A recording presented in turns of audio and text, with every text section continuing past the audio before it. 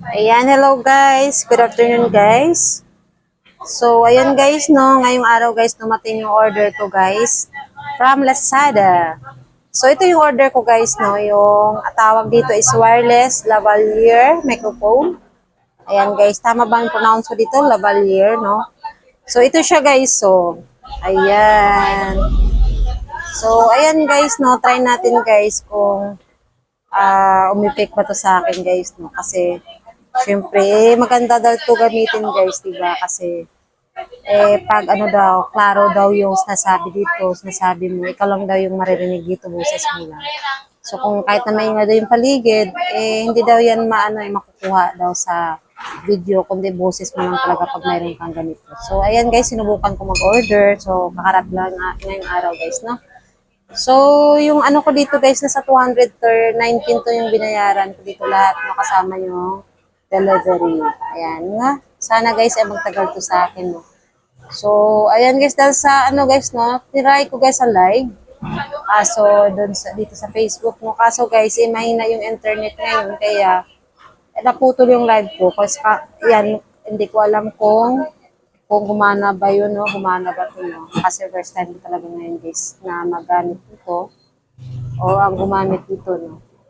And guys, so ang instruction nito, guys, no? Kanina, guys, i-on mo lang to, no? I-on mo lang to. Meron ditong on, dito. Pinutin mo lang siya ng mahaba, no? Press mo lang siya ng, ano, no? Mahaba, ng matagal. Tapos mag-ilaw to, guys, no? Yung kulay green dito. Ayan, may kulay green yan, makikita mo. Ayan. So, ito lang siya guys. So, i-click mo lang dito. Ayan. Mayroong push button dyan guys. I-push mo lang siya ng matagal. Tapos, ano mo lang, no. Ito siya guys. So, ayan. I-push mo lang to.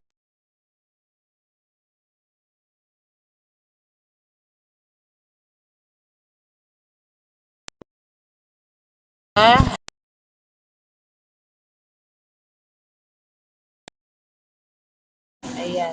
Una siya pag mayroon siyang date. Tapos, try ko yung ganito, no. Kung kasi nakikita ko ganito lang yung ano nila guys, nilagay dito. Tingnan natin kung okay ba siya. Tapos, so ayun guys, no, yung may kasama ito, no, ito yung ano dito. Ito yung dito guys, oh. Nilagay sa cellphone, no, ina-attach. Ito yung sa Bluetooth ata, no. Sa Bluetooth, oh. Ayan.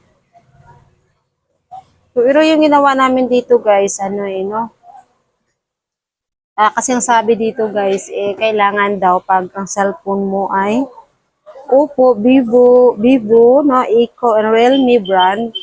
So, punta ka lang guys sa settings ng phone mo, tapos i-on mo lang doon guys yung, makikita mo doon, oy, kaya i-search mo yung OTG, no, OTG.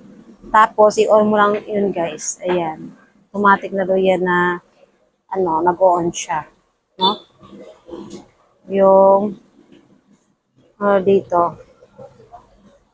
So, yun lang yung instruction dito, no. Meron naman yung instruction guys. Basahin nyo lang, no. Kung paano. Meron siyang una dito, no. Connect the receiver to the phone with port. Ayan. Tapos, long press the button o power on button, no. Ayan, nakikita mo yung light na green. Ayan, guys. So, meron din pangatlo dito, no. Indicator, red light, receiver keys always on. Ito yung nakakonect sa phone, guys. Kailangan may red na indicator siya, no. Ito. Ayan, naka-red yan dapat, guys. So, ayan, guys, no. So, ayan, guys. Gumawa lang talaga ako ng video, guys, para at least meron akong video. Wala. At least, guys, naka-share din ako, no. Thank you for watching, guys. Ayan, sana, guys, ay meron kayo natutunan, guys, sa video na to, no. Thank you for watching, guys. Bye-bye. Don't forget to like, comment, and share my video, guys, if you like this video, guys. Bye-bye, guys.